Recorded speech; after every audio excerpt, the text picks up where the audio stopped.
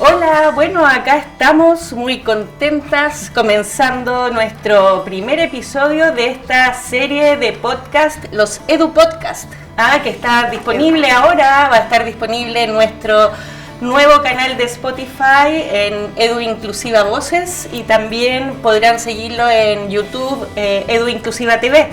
Este es un espacio de conversación donde van a participar investigadores, especialistas, representantes de la comunidad educativa, actores políticos, sociales, con el fin de poder intercambiar conocimiento, análisis, debatir, ¿no es cierto? Y conversar sobre lo que significa la educación, los grandes desafíos que enfrenta la educación.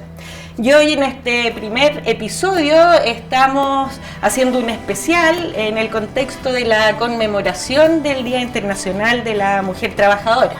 Así es que, bueno, este primer podcast se titula Mujeres y Trabajo, una mirada desde la investigación en educación. Y para eso hoy nos acompañan, bueno, Karen Cárdenas. Hola Karen, hola, bienvenida. Muchas gracias por la invitación. Profesional del Centro de Investigación para la Educación Inclusiva y, bueno, también investigadora de la línea Convivencia Escolar. Karen es psicóloga de profesión y de acá de la Pontificia Universidad Católica de Valparaíso.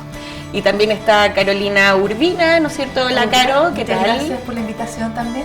Qué bueno que están acá participando. Y bueno, Carolina, ella es directora de un proyecto STEM relacionado con las trayectorias educativas, STEAM, y ahí nos va a contar un poquito de qué se trata. Así es que, bueno, comencemos, bienvenidas y tienen la palabra. ¿Qué es lo que plantearías, por ejemplo, Karen, para comenzar?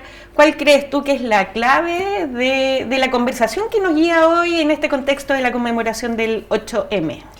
Bueno, reiterar el agradecimiento por la invitación. Es súper interesante que tengamos este espacio de conversación para poder profundizar también un poco en lo que consiste el Día de la Mujer.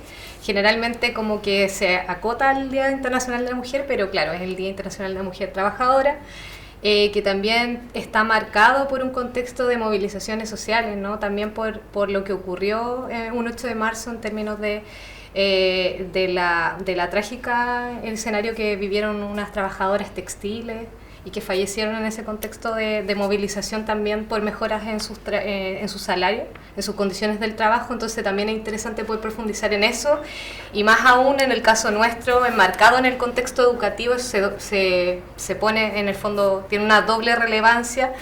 Entendiendo también que sabemos que en particular en Chile el contexto del trabajo educativo también está marcado por condiciones de alta vulnerabilidad, precarización laboral, entre otras cosas. Entonces me parece súper interesante como retomar este tema también desde el ojo de cómo se lee entonces un 8 de marzo, Día Internacional de la Mujer Trabajadora en la escuela. Yo creo que eso es como bien interesante de poder como discutir hoy día. Claro, bueno, justamente ustedes son investigadoras, ¿no es cierto? Y se aborda el tema de lo que es la investigación-acción. Desde la investigación-acción que ustedes están realizando, por ejemplo, Caro, en los distintos proyectos que hay, ¿no? Con enfoque de género también y en distintas áreas. ¿Cuál para ti es la clave, complementando un poco lo que dice Karen, para guiar la conversación hoy aquí en este programa especial? Sí, yo creo que una de las claves de lo que dijo Karen tiene que ver con esto de la movilización. Porque en general la investigación-acción participativa tiene que ver con movilizarse en conjunto con comunidades escolares para poder hacer las transformaciones que necesitamos, y en el caso de nosotros, que estamos trabajando con una comunidad educativa para mejorar trayectorias de mujeres en determinadas áreas que tú decías, ¿no es cierto?, la STEAM o la STEM, que en general han sido ocupadas principalmente por varones históricamente. Y eso tiene que ver con la forma que hemos tenido de organizarnos socialmente, de organizar el mundo del trabajo, de organizar el mundo de acceso al conocimiento, en donde a lo largo de la historia se ha visto que hay determinadas áreas en donde hay una, no sé, digamos una proporción 80-20 de ocupación laboral masculina en áreas STEM en comparación con lo que ha sido la ocupación laboral femenina. Y nosotros que trabajamos en escuelas y en liceos, en realidad técnicos profesionales, vemos que eso también se replica. Entonces, en esto de la movilización que aparece desde un movimiento de mujeres, acá nosotros con la academia, junto con comunidades, lo que hacemos es movilizarnos en conjunto para transformar. y transformar con las comunidades estas formas de organización que a veces dificultan el paso de determinados grupos sociales, en este caso mujeres y también disidencias sexuales, a áreas de conocimiento que son tan importantes como otras en donde también normalmente las mujeres no hemos desempeñado.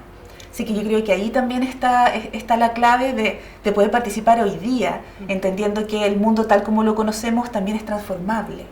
Y es transformable de manera comunitaria, conjunta, y que la investigación en la universidad también está al servicio de esa transformación, junto con las personas que habitan los lugares de comunidades educativas, los lugares del trabajo en educación también, que es el tema de Karen.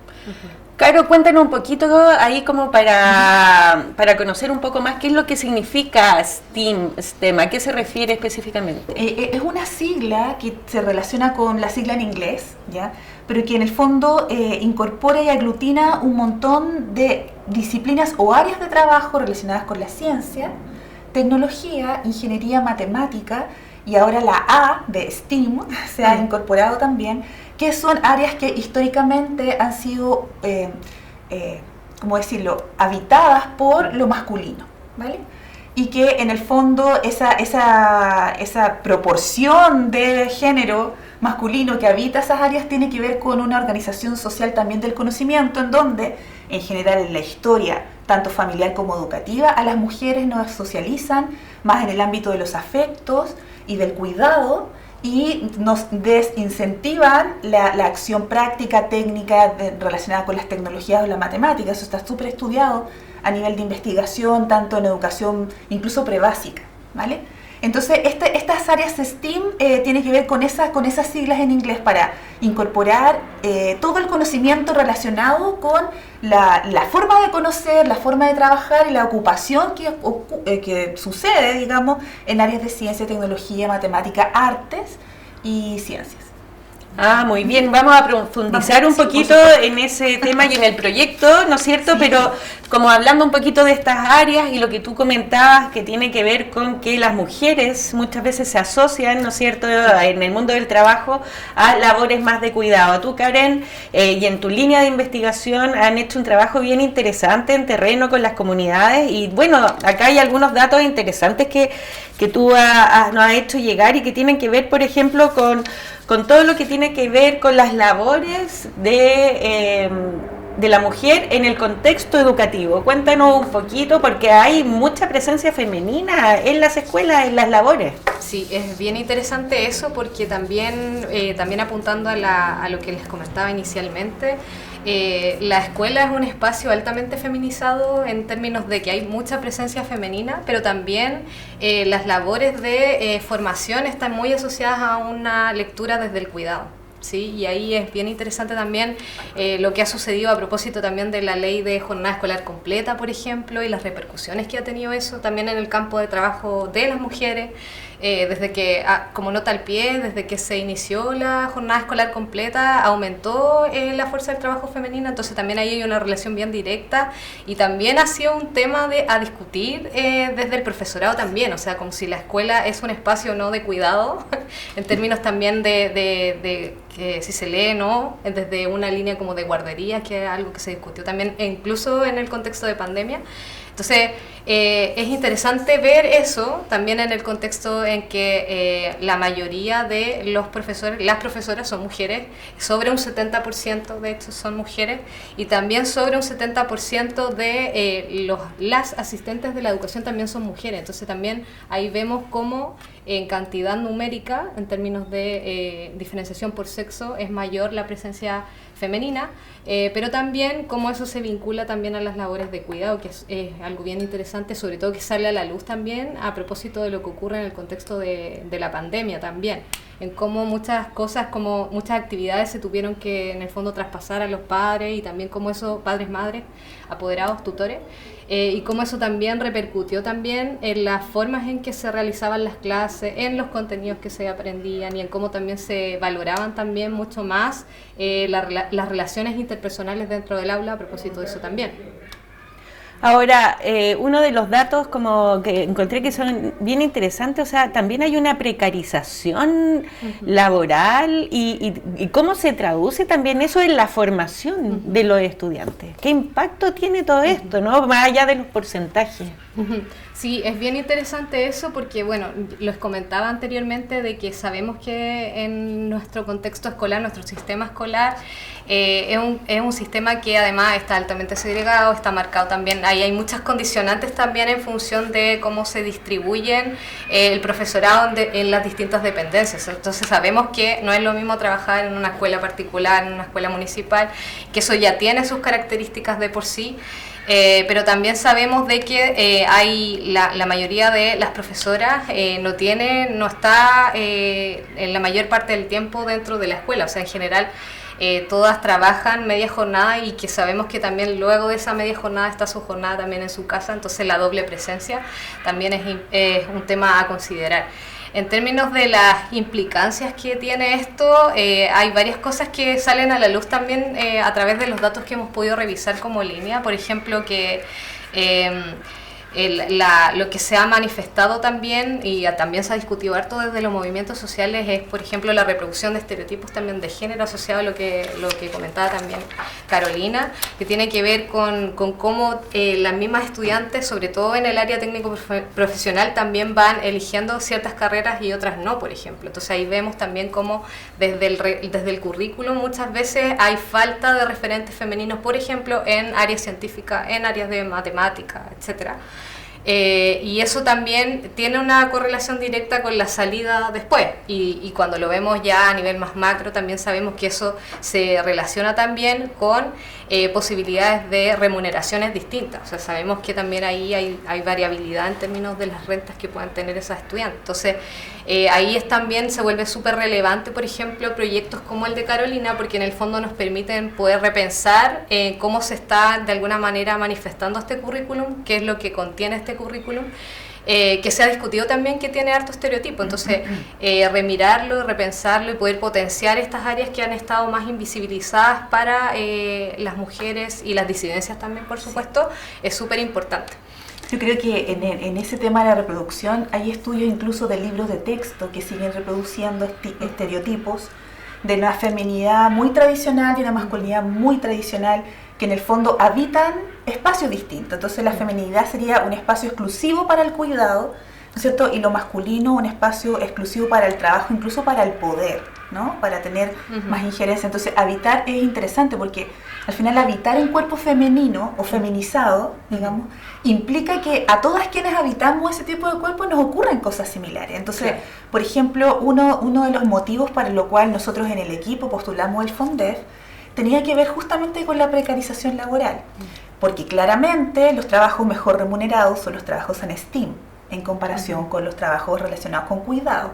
¿Y quiénes están más en trabajo en STEAM? Hombres, ¿cierto? Entonces, también esa parte de la precariedad o la precarización femenina derivada de elementos del trabajo, nosotros lo incorporamos para problematizar nuestro proyecto y poder ganarlo. De hecho, este es un FONDEF, el que estoy hablando ahora, igual tenemos un núcleo más grande, pero un proyecto FONDEF, el único proyecto FONDEF en género, que ganó en ese momento y que no se ha vuelto a poner el género como un tema específico para un proyecto FONDEF, que normalmente también son más técnicos y nosotros desde las ciencias sociales nos agarramos un poco del proyecto y lo pudimos concursar y ganar. Pero tiene que ver también con la precarización, entonces de alguna manera lo que cuando nosotros hablamos de movilizar también tiene que ver con empezar a desafiar juntas, porque no una labor solo de las mujeres o las disidencias, una labor también de nuestros compañeros varones, o sea, nuestro equipo es mixto, multidiverso además, digamos, tenemos de todos los géneros y de todas las edades inclusive. Tiene que ver con movilizar y empezar a desafiar el sistema en estas reglas que a veces nos pone, que no deja, y a propósito que estamos en el Centro de Educación Inclusiva, no deja que en general nosotros podamos desarrollarnos en las áreas en las cuales queramos, independientemente de lo que sea, en este caso del género. No, porque en general las áreas STEAM están organizadas para, por y con hombres. Entonces también ahí es un camino que hay que acompañar, que hay que pensar, hay que desafiar desde otras posibilidades y mirando y teniendo claridad respecto a estas constataciones, pues, como por ejemplo la precarización laboral o la carga mental, también. Que también hay estudios de carga mental, y las mujeres o personas que se dedican al cuidado, no necesariamente solo mujeres, tienen un montón más de carga mental además de lo laboral, que la casa, que el pan, que el hijo, el perro, mi abuelita, también labores de cuidado luego a los padres, ¿no es cierto?, etcétera.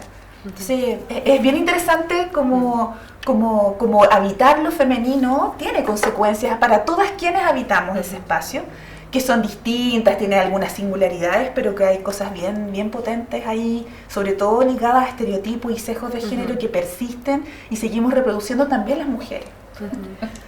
Claro, y justamente tú mencionabas, ¿no es cierto? Sí, estamos en un centro de investigación, en educación, ¿no es cierto? Pero es una de áreas temas de la academia, ¿no es cierto? Y desde acá se realiza lo que es la investigación-acción. Quisiera que ahondáramos un poquito en eso de cómo realizan ustedes esta investigación-acción y qué es lo que han estado encontrando, ¿no es cierto? Porque como me han explicado, lo que hemos podido ver es que es un trabajo que se va nutriendo. Que cuenten un poco cómo están haciendo ustedes la investigación en terreno y cómo participa la comunidad y qué es lo que la comunidad también les ha ido mostrando a ustedes de lo que han estado estudiando, ¿no? Sí, súper. Yo quisiera partir en eso porque con lo que decía Caro antes me iluminó un poco también pensando en el trabajo que hemos realizado en un proyecto Fondesit, que dirige Paula Escorra, y en ese proyecto estuvimos desde el año 2019 hasta el 2022, estuvimos haciendo algunas etnografías en algunas escuelas, y bueno, el contexto del 2019 fue de alta movilización y sabemos lo que ocurrió posteriormente también con la pandemia, entonces hicimos algunas etnografías presenciales y virtuales. Y fue súper interesante ahí porque en el fondo lo que pudimos ir reconociendo también en ese trabajo fue que precisamente también ahí eran, por ejemplo, los cargos también de representación estudiantil generalmente son ocupados por personas varones.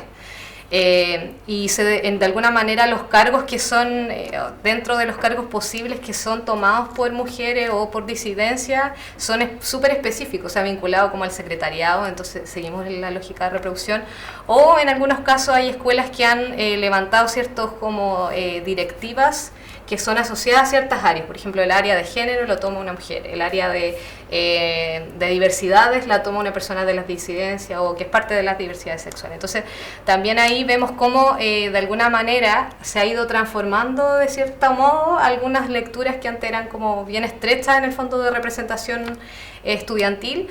Y que también ha sido súper interesante para nosotros observar cómo las mismas movilizaciones estudiantiles han nutrido un poco esa transformación en los perfiles. O sea, en algunas escuelas nos tocó vivenciar que episodios de alta movilización estudiantil favorecieron que el profesorado pudiera problematizar un poco sobre su currículum.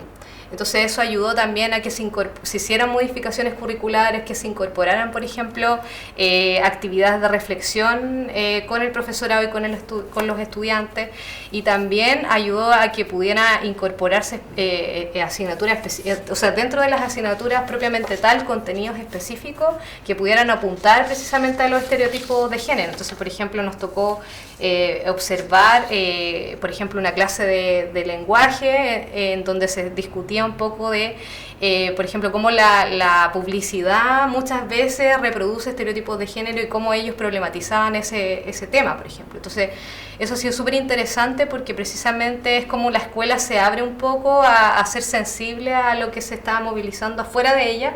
Pero también marca transformaciones súper profundas en el profesorado. O sea, los profesoras empezaron a problematizar, por ejemplo, sobre micromachismo, si realmente llamarlo micromachismo, por ejemplo. Entonces fue súper importante para que la escuela pudiera mirarse a sí misma y hacer cambios concretos, específicos, que pudieran apoyar en estas transformaciones para responder a las necesidades del estudiantado. Sí, y tú, Caro, ¿cómo funcionan ustedes? También pensando en lo que comentaba Karen también, nosotros tenemos la labor de hacer de manera participativa, porque es la metodología que propusimos y la que normalmente todos en el equipo trabajamos, armar un modelo integral de acompañamiento en trayectorias en áreas STEAM para mujeres y disidencias. Principalmente ese es como el target. Pero la forma participativa y lo que tiene que ver con la acción tiene que ver con que nosotros proponemos a nivel global con una municipalidad específica armar un proyecto en un liceo específico que sabe que quiere participar, qué sé yo, pero nosotros empezamos a incorporar la perspectiva de género en la educación. Entonces lo primero que nosotros hacemos es generar equipos en conjunto con las comunidades para generar diagnósticos que nos empiecen a hacer pensar de qué manera nosotros podemos generar acciones, las planificamos, las ejecutamos y luego las evaluamos para volver al nuevo diagnóstico y continuar así como un ciclo de mejora continua, por decirlo de alguna manera. Pero una mejora que desafía un montón de cuestiones típicas de la escuela. Nosotros intentamos que sea una investigación más horizontal. Entonces no es que vamos a decir al tiro qué vamos a hacer, sino que vamos proponiendo al inicio y cada vez vamos dejando como que la misma comunidad y el mismo equipo intersectorial, investigación. En este caso nosotros hemos trabajado mucho con estudiantes en mi área específica, otros colegas han trabajado con profesorado, en formación, etcétera, ya, pero con estudiantes, entonces vamos mirando y ayudándonos a mirar elementos. Entonces nosotros en el diagnóstico principal que hemos hecho con estudiantes también hemos ido percatando y poniendo en la palestra elementos de cuáles son los estereotipos de género que mantenemos, de qué forma efectivamente se van reproduciendo estos sesgos. Y lo que hemos identificado es que tiene que ver con las formas de relacionarnos. Y no solo las relaciones estudiante-profesor, claramente, sino también entre compañeros de curso.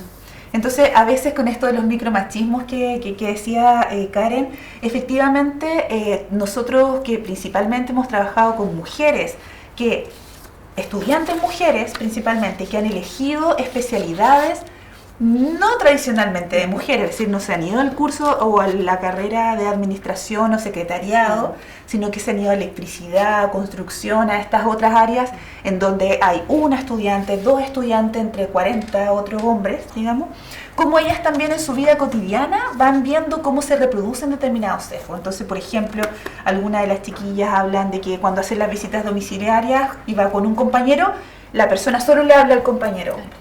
Entonces, como en la cotidianeidad. Entonces, ella, al momento de que nosotros empezamos a hablar, reflexiona y se da cuenta y permite como esa conciencia, ¿no? De, oye, en verdad solo le hablan a él.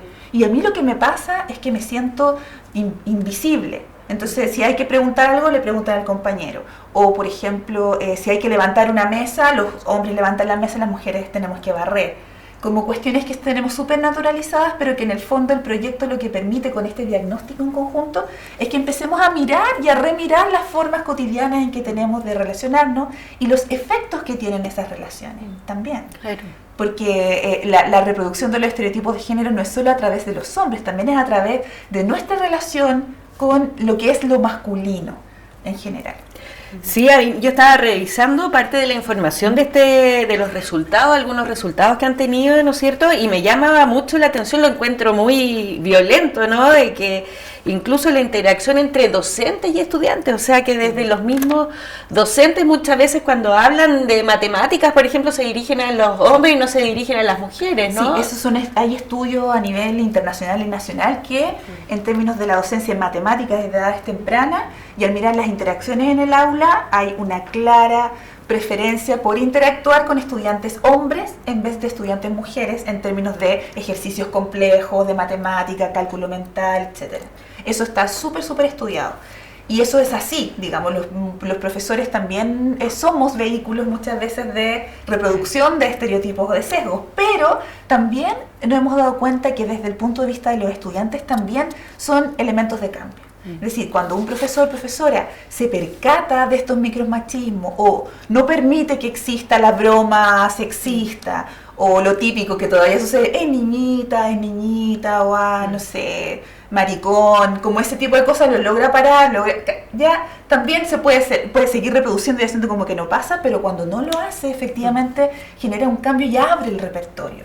Porque también para la masculinidad hegemónica es súper complejo ser masculinidad hegemónica, porque tienes que estar siempre listo, ser grande, no sé, poderoso, fuerte, llevar la casa, llevar todo, y en realidad las labores de cuidado también son espacios en donde muchos hombres que se identifican con masculinidad de otro tipo, no necesariamente la tradicional, también quieren habitar. Si el rollo de esto es cuando nosotros nos centramos y como que nos pusiéramos una camisa de fuerza en que la mujer es afectiva y el hombre es racional, como si no hubiese una articulación, un entrelazamiento entre dimensiones que todos nosotros tenemos, que pueden ser femeninas y masculinas al mismo tiempo. Entonces yo creo que esa flexibilidad, sobre todo nosotros que trabajamos en enseñanza media, que hay como algunas rigideces para tener una identidad súper clara y donde en muchos aspectos todas las personas que corresponden y pertenecen a disidencias lo pasan especialmente mal en esa época, especialmente de la vida. Tiene que ver, este proyecto tiene que ver con desafiar a través de la reflexión, de la conversación, del diálogo. Sí, mira, acá les voy a leer un porcentaje, ¿no? Dice, en Chile el porcentaje de titulación de mujeres en áreas tecnológicas es un 22,2%, a diferencia del 77,8% de los hombres. Es impactante, y en ese sentido, por ejemplo, ¿cómo lo ves tú, Karen, de que estas transformaciones que se van identificando, por ejemplo, dentro del aula, puedan incidir quizás en una transformación también como sociedad? O sea, ¿qué impacto tiene para la sociedad que las mujeres se vayan incorporando a estas otras áreas y que dentro de la comunidad educativa también se vayan insertando más varones, como que se vaya igualando o se vayan habitando estos espacios de una manera más diversa? ¿Cuál es el impacto que tú crees que esto tiene también, no solo en el aula, sino que también como sociedad? Sí, o sea, yo creo que es súper interesante lo que ha ido ocurriendo en el último tiempo. O sea, no hace muchos años de partida podríamos discutir estos temas. O sea, también en el calendario escolar no se hablaba tampoco tanto de lo que es el 8 de marzo. Entonces también eso es un tema no menor, que es reciente y que ha contribuido también a que en las escuelas se abra el espacio para discutir en el fondo sobre los estereotipos, sobre qué es lo que está pasando a nivel de aula. Y también ahí, y yo quisiera como puntualizar también en la importancia que han tenido también los mismos movimientos estudiantiles, porque también gracias a eso, de hecho, la trayectoria del movimiento estudiantil tiene un punto de inflexión en el 2018, porque anteriormente se habían realizado demandas puntualizada específicamente al ámbito educativo, y luego se hace como esta discusión de cómo también el sistema escolar es reproductor de estereotipos de género y bueno, todos los que sabemos también con las denuncias también de abuso. Entonces desde ahí ha sido como súper interesante ver cómo esa puerta de entrada permitió profundizar un poco en la discusión, y yo ahí tengo harta esperanza en que esas conversaciones continúen y que también se vayan materializando cambios que precisamente los movimientos también estudiantiles anteriormente lo habían solicitado, ¿no? Habían demandado, en particular en esta incorporación también de cambios curriculares que pudieran de alguna manera abordar de mejor manera referentes femeninos, por ejemplo, en las ciencias, como decía antes, pero también que pudieran de alguna manera poder también transversalizarse un poco las metodologías de trabajo, que también muchas veces, como decía la Caro, a veces se focaliza, por ejemplo, los profesores tienen ciertos tratos con los estudiantes, o las profesoras también, que potencian más a niños versus niñas, entonces también eso yo creo que es interesante remirar. Sí, y ustedes, por ejemplo, como investigadoras mujeres, cuando están justamente estudiando estos temas ahí, porque es como una suerte de espejo también, porque a uno, bueno, también como mujer ha ido viviendo distintas situaciones de discriminación y desafíos a lo largo de su vida. Entonces, ustedes como profesionales, mujeres de la academia, cuando ven estos temas, ¿qué eco les produce a ustedes a nivel personal también, no? O sea, yo en lo personal he aprendido mucho también de nuestras compañeras coinvestigadoras, estudiantes que habitan estos espacios y que en el fondo nos dan como elementos para nosotros también tener más conciencia respecto a nuestra propio ser mujer. Porque ¿qué es lo que también a veces ocurre? Que hay los espacios, comillas, de poder en el área STEAM, pero en general, liderazgos, direcciones, como que se espera también formas de ser muy masculinizadas también. Entonces a veces uno como que pareciera ser que habitar estos otros espacios implica un despojo de lo femenino, como si lo femenino solo pudiese operar en espacios de cuidado y no en espacios de tecnología, en espacios de liderazgo, en espacios... Entonces, eso yo creo que también para nosotras, que no sé, uno dirige un proyecto y como que siempre anda como atrás del bambalinas para que los demás, como que en el fondo son distintas formas de poder generar y movilizar equipos, activar y mantener como activo un equipo, pero también a una como persona, yo como mamá, tengo hijos hombres, tengo hijas mujer, o sea, como que a mí me gusta mucho este tipo de investigación y en estos temas porque uno aprende mucho con las comunidades y nos permite siempre mantenernos conscientes de un montón de elementos que nos cruzan entre esa del género y muchos otros que tienen efectos en las relaciones y que uno puede mirar para poder transformar para que este mundo sea más amable y tengamos espacio todos, digamos, todas las personas con toda nuestra heterogeneidad. Si el rollo es cuando el sistema educativo y la sociedad se vuelve homogénea y como que algunos nomás, ¿cierto? Como que pueden ser partes, si es que son cuadrados, si no es redondo, rombo o lo que sea, no puedes participar. Y eso es como un poco el modus operandi, como el principio fundamental de este tipo de investigación que tiene que ver con la inclusión. Y son procesos, porque claro, no sé, pues, mi forma de ser mujer después de esto que decía la Karen del 2018 es diferente. O sea, hay elementos que ya no me ocurren o que ya yo no permito que mis mismos compañeros, el tema de opinar del cuerpo de la otra persona, que antes era muy común, común.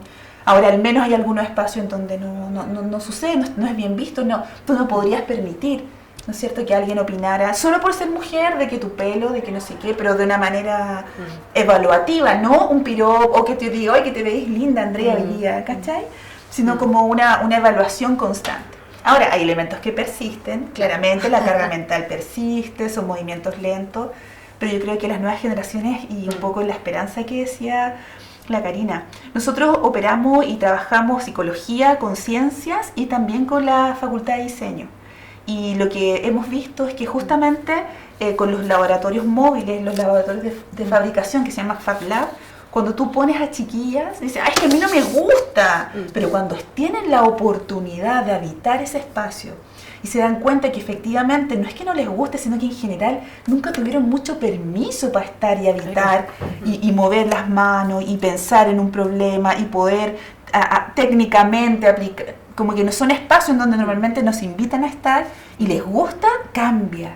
Todo cambia. Las referentes mujeres es un tema, pero también la oportunidad que tenemos de habitar otros espacios que han sido negados históricamente en la educación y de manera consciente o inconsciente, digamos. Si no hay el impacto que tiene a nivel personal también todo esto, porque por ejemplo una de las cosas que habla es del autoconcepto y la autoestima. Entonces a mí me impresiona, por ejemplo, esto que dice ustedes, que dice, hemos verificado por la literatura en donde las mujeres tienen menos autoestima que sus compañeros varones en relación a su desempeño en áreas STEAM, por ejemplo. O sea, autoestima alta, 16%, mujeres... O sea, el total, digamos, mujeres 18%, hombres 82%. O sea, cómo todo esto empieza a carcomer, ¿no es cierto?, de alguna u otra manera, la autoestima, o sea, el impacto que va teniendo o cómo va truncando la trayectoria educativa de una mujer y cómo eso se puede revertir con... Claro, y porque uno la autoestima la mira individualmente, pero es un constructo social. Claro. Construyes tu autoestima en función de las condiciones, las relaciones y lo que los otros también te dicen respecto a tu valía. Entonces, cuando nosotros esto lo hicimos con estudiantes de primero medio del liceo donde participamos, y nos llamó mucho la atención porque la literatura ya lo decía, pero nosotros lo seguimos constatando hoy día, siglo XXI, esto es del año pasado, 2023, seguimos constatando esto, que hasta la autoestima, es decir, la posibilidad de que yo voy a estar bien en esa área, es mucho mayor en hombres. Y eso no es solo porque los hombres sean necesariamente buenos, sino porque también han tenido más oportunidades de comprobar, ¿no es cierto?, a través de la educación, de su socialización familiar, de la calle, qué sé yo, que esos son espacios de hombres y se sienten mucho más. Entonces, ahí hay elementos muy potentes en relación a lo que la educación podemos hacer. Si la educación es el camino para estas transformaciones, y es como ampliar el repertorio. No es como antes, ahora ningún hombre es STEAM, porque a veces hay gente que piensa que uno es como extremista, y no tiene que ver con eso, tiene que ver con democratizar los espacios. Permitir que, porque efectivamente, y hay montones de mujeres, hay premios nacionales de ciencia, o sea, hay un montón de mujeres que de alguna manera se las han arreglado para evitar espacios de hombres, más masculinas o menos masculinas, eso ya es otro cuento, pero en el fondo que tienen competencia y que se han permitido gracias también a las condiciones en las cuales han crecido y algunos referentes y personas que las han cuidado y las han apoyado, qué sé yo, poder manifestar que sí son capaces, así como hay hombres que también son excelentes cuidadores de sus padres, de sus hijos, de ellos mismos, de sus amigas, y que no por eso son poco hombres o como, ¿cachai? Como que también los espacios de cuidado son espacios súper ricos para habitar. Y no quiere decir que nos salgamos de ese espacio las mujeres, para nada, sino como eso, democratizar los espacios, democratizar la escuela. Y yo creo que la investigación tiene mucho que aportar colaborativamente con las escuelas, porque también aprendemos mucho de los lugares donde investigamos. Sí. Sobre todo las generaciones más jóvenes, ni siquiera las nuevas, porque ellas en sí mismos son una generación, ¿no es cierto? Claro. Como las generaciones jóvenes que permiten que uno vaya percatándose de otros elementos que permitan que este mundo sea eso, un espacio más amable de vivir, con todo lo que tiene, con todas las sombras que hay también, pero como que permita eso, ¿no? Sí, yo creo que en eso es interesante lo que dice la Caro en términos de cómo nos han enseñado un poco como a habitar ciertas categorías. Yo creo que ahí es interesante lo que dice la Caro en términos, por ejemplo, de qué es lo que significa la maternidad, por ejemplo, qué es lo que significa ser una mujer que trabaja y con qué se va enfrentando también en su trayectoria. Y ahí me parece súper interesante el trabajo de ustedes porque precisamente ayuda un poco a seguir cuáles son esas brechas con las que se van encontrando. Porque precisamente a nosotros lo que nos ha tocado como observar también ha sido de que las chiquillas se encuentran con estas brechas en sus procesos. Por ejemplo, las mismas estudiantes que han decidido ser como parte de los centros de estudiantes. ¿Qué significa para ellas, por ejemplo, no ser el estereotipo de, no sé, líder estudiantil? Porque se espera que el líder estudiantil, no sé, sea como esta figura como más de autoridad. Exacto. Entonces, ¿qué pasa si esa figura no es así? Es una figura, no sé, más vinculada a los afectos. Entonces, ¿cómo eso va de alguna manera o perdiendo o ganando, como en el fondo, cierto poder dentro del espacio escolar? Entonces, yo creo que aquí nos ha servido también este trabajo como para mirar esas categorías, problematizarlas, y no solo nosotras como equipos de investigación, sino que también poder problematizarla con las escuelas, con los equipos, y cómo eso también favorece precisamente estos microcambios al interior de la escuela. Y en lo personal, con lo que tú decías, Andrea, yo creo que para nosotras es precisamente eso, es lo más como enriquecedor, es como pensar de que nosotras igual crecimos en un sistema que era altamente binario, y que también esto permite de alguna manera reencontrarse con esas vivencias que uno experimentó y poder de alguna manera transformar como esa cajita que uno tenía en la cabeza de lo que significaba ser, no sé, una mujer estudiante, de lo que significaba si yo me interesaba por un área que no fuera la predominante. Entonces, el elemento que puede ser favorecedor para el futuro es súper bonito, porque en el fondo es decir, ya eso no es un referente, ahora hay un referente distinto que puede marcar un precedente para el futuro y que ojalá en el futuro sea mucho más equitativo, sobre todo en las áreas de STEM, como decía Caro anteriormente. Claro, y bueno, cuando uno mira al futuro, ¿no es cierto?, siempre es importante también mirar atrás y ver, ¿no es cierto?, cómo ha sido. No se puede avanzar sin mirar atrás, y ahí me gustaría rescatar un par de frases de un artículo de Gabriela Mistral titulado La instrucción de la mujer, ¿no es cierto?, y que parte diciendo: retrocedamos en la historia de la humanidad, buscando la silueta de la mujer en las diferentes edades de la Tierra.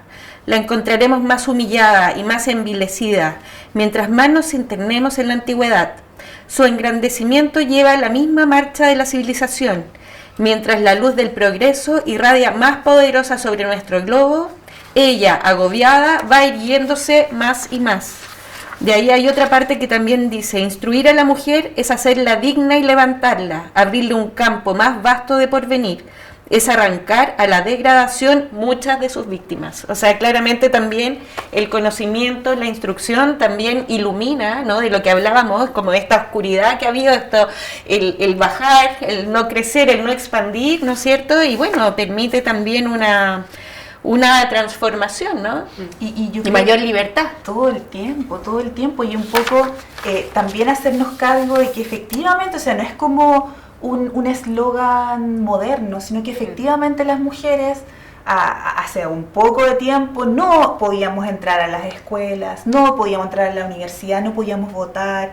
O sea, como que efectivamente hay una historia que permite que esta mujer hoy día la miremos de maneras diversas, y es las mujeres en su heterogeneidad. Es decir, la mujer ahora no es como una sola manera, sino que también somos muchos prismas distintos y muchas maneras de habitar ese ser mujer. Somos en plural, somos pluralidad. Y yo creo que eso también es interesante de rescatar de ahí.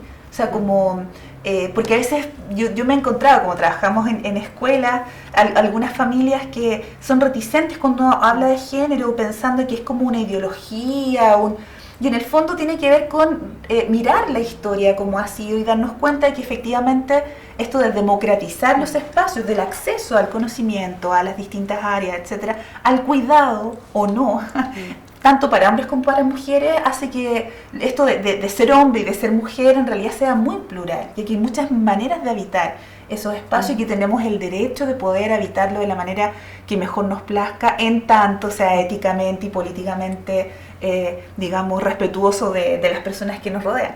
Pero yo creo que ahí la Gabriela, como siempre, es visionaria en ese sentido. Y en su época tenía que ponerlo en la palestra, porque en general los espacios de poder no son como mirados por quienes tienen el poder. Al contrario, pues somos los grupos que normalmente no hemos visto en la otra parte, ¿no es cierto?, en el no poder, los que empezamos a pensar y a reflexionar de que, oye, esto, ¿por qué ocurre así? No tiene que ser así, etcétera. Entonces ahí Gabriela, por siempre Gabriela. Y como un llamado también lo siento yo, como un llamado a decir, oye, nos pasa esto, tenemos que hacer algo. O sea, como también, como tú decías, es como mirar al pasado, pero pensando en el futuro también. O sea, como un acto de movilización para que nos hagamos cargo de nuestra situación, ¿no? Y se pueda conversar y visibilizar y sacar a la luz, ¿no es cierto?, algo que de otra manera, bueno, se perpetuaría y claramente va en contra no solo del crecimiento de la mujer, sino también de la sociedad y de lo rico que puede ser y que va a ser, porque vamos avanzando, se va avanzando y vamos avanzando juntas, en un camino de ir abriendo espacios, habitando nuevos espacios en complemento. Así es que, bueno, les agradezco muchísimo. Podríamos seguir con muchos más capítulos sobre este tema en específico. Se pasó muy veloz. Y muy veloz, pero bueno, los invitamos entonces a seguir, ¿no es cierto?, esta serie de podcast donde iremos poniendo distintos temas. Muchas gracias, Karen. Gracias. Éxito también con la investigación. Gracias. Muchas gracias también. Muchas gracias. Contaremos. Sí, ¿no? Y la invitamos a compartir los nuevos resultados, reflexiones y análisis que vayan, digamos, no han participado. Sí. Muchas gracias por la invitación. Muchísimas gracias. En esta fecha tan importante y conmemorativa. Sí, así que muchas gracias, y a quienes nos escuchan, sigan los Edu Podcast en nuestro canal de Spotify, Edu Inclusiva Voces, o en YouTube, Edu Inclusiva TV. Muchas gracias.